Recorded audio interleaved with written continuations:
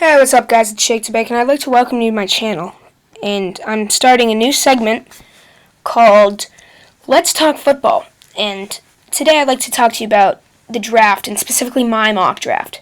And before we get started, this is what I do for my mock drafts.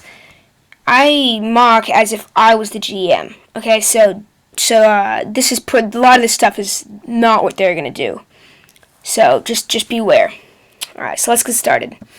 The first pick of the draft is the most controversial. What do the Texans do? Do they trade away? Do they get Clowney? Do they get Bortles? Do they get Bridgewater, Johnny Manziel? And I don't think you can pass up on Clowney. The talent he brings to the table, it pushes you beyond words. He's so good. And I think he's gonna be great in the NFL. So I don't think they can pass up on him. Now, the Rams, they do not need to be at number 2. And they can get something out of trading it away, and I think they do. I think they trade it to the Raiders, who then get the Central Florida quarterback, Blake Bortles, who is the best cornerback in this draft.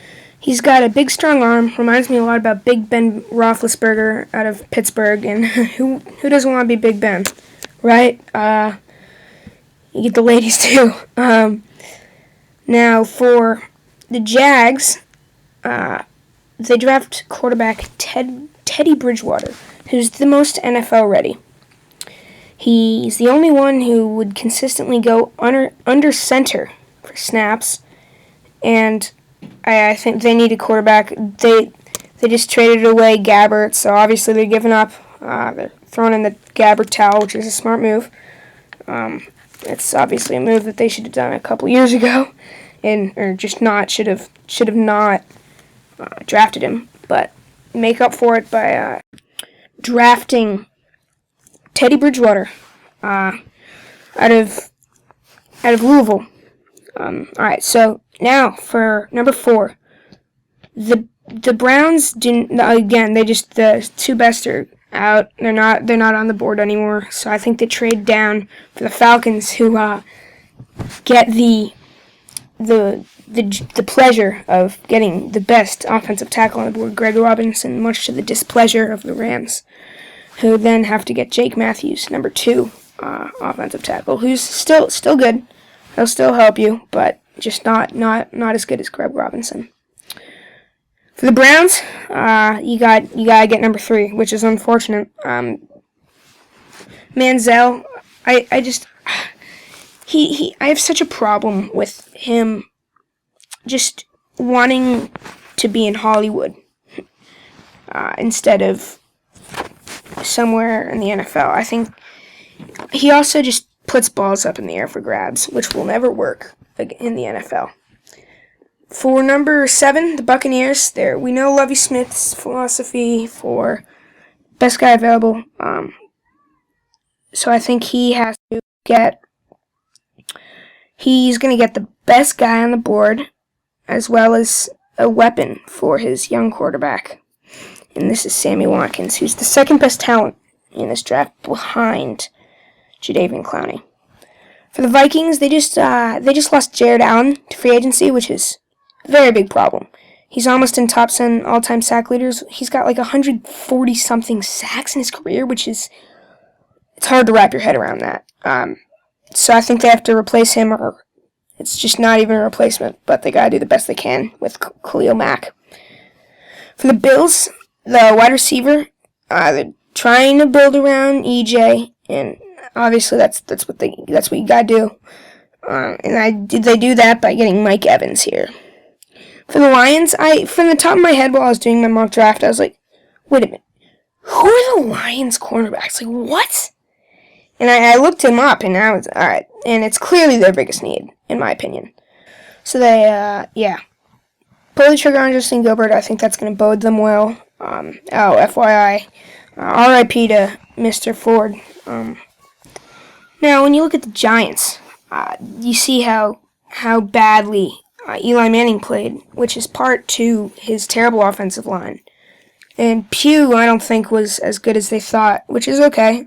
Own up to it and draft Tyler Lewan out of UMich.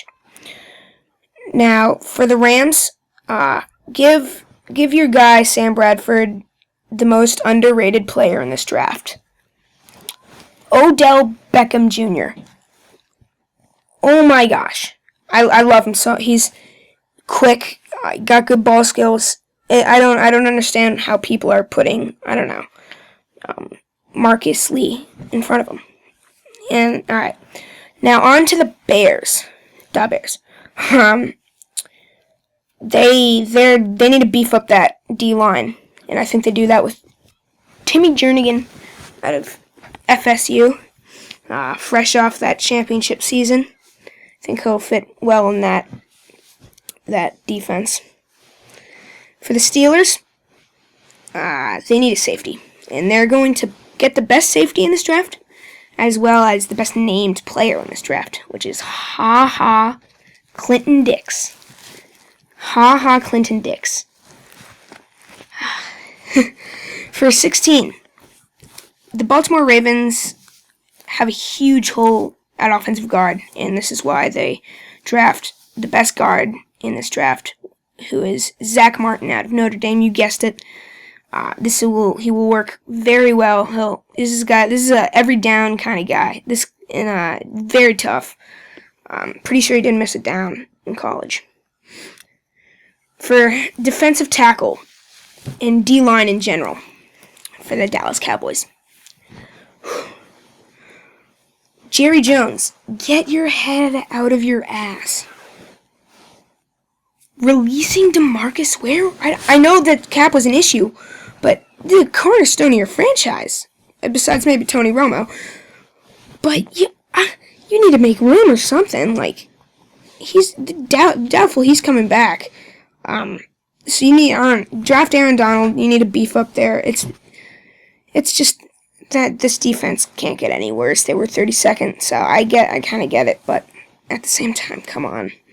For the Jets, build around Geno, which is wide receiver Marquise Lee, who's the fourth best on wide receiver on the board, and I think that was a big issue. They released Santonio Holmes, so I think you gotta get Geno some weapons, and Marquise Lee is one of them.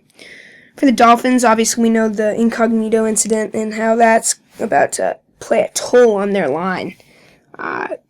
Jonathan Martin just got traded to the Niners to his former coach, Jim Harbaugh, but in the meantime, need to get an offensive lineman who is Cyrus Kouandjio.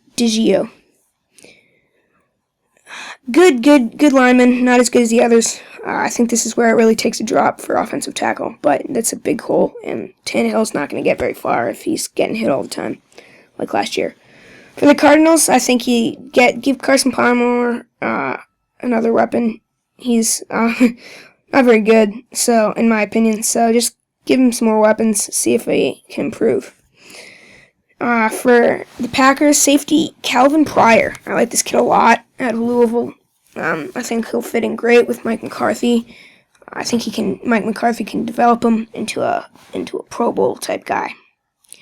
For the Eagles, Darqueze Dennard, the guy out of Michigan State, good young corner. I think they need to build their secondary. Chip Kelly needs to do a better job with that. I think he brings in Darqueze Dennard, and I think that's a good pick. Brandon Cooks, the wide receiver out of Oregon State. Give Alex Smith another weapon. They just lost Dexter McCluster to free agency. Not that he's a huge weapon, but still, that's a hole. Defensive end for the Bengals. They just lost Michael Johnson. I think you have to replace him with Coney Early out of Mizzou. One of my favorite players in this draft. 400-something pounds. The nose tackle, Louis Nix III out of Notre Dame. He is a beast. Give this guy a chance. Come on, San Diego. I think they got to give him a chance. He's just, when you watch him, he just has a way of getting the quarterback, and he just runs over people. He just rolls. For the Browns, they're Craig Robertson, who's an inside linebacker, and Jabal Sheard, the outside linebacker. I think those are the two biggest holes on the defense, except for maybe the free safety position.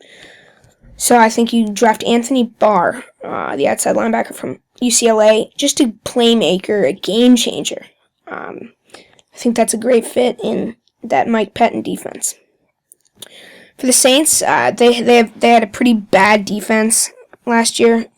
I think you need a defensive end to go opposite Cameron Jordan. And I think that guy is D Ford out of Auburn. Bright young kid. I think he will do very well in Rob Ryan's system.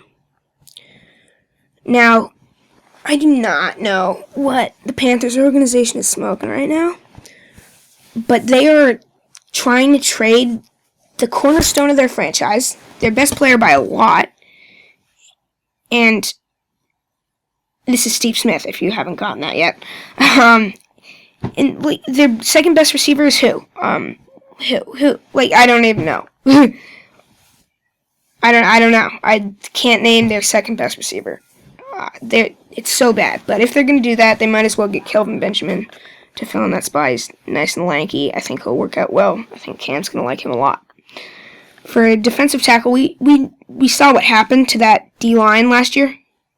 It's pretty bad what happened to that D-line last year, and they need to add some depth there. And they do that with Rashid Hagman, out of Minnesota.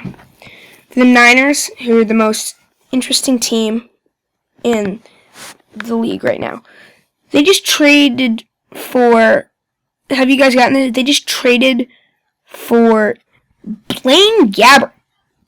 Blaine Gabbert, come on, guys. I think we can do a little better than Blaine Gabbert for their case. But on the other side of things, the other side of the ball, I think Jason Verrett, TCU corner, very good.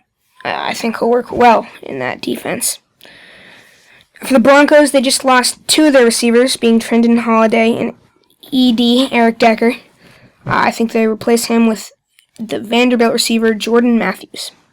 And last, and certainly not least, the Super Bowl champion Seattle Seahawks, who are going to go ahead and get Xavier Su'a-Filo, the guard out of UCLA.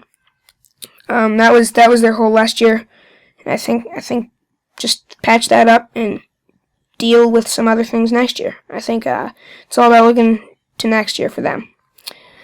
Thank you for watching. Like and subscribe, all that great stuff, and I will see you later.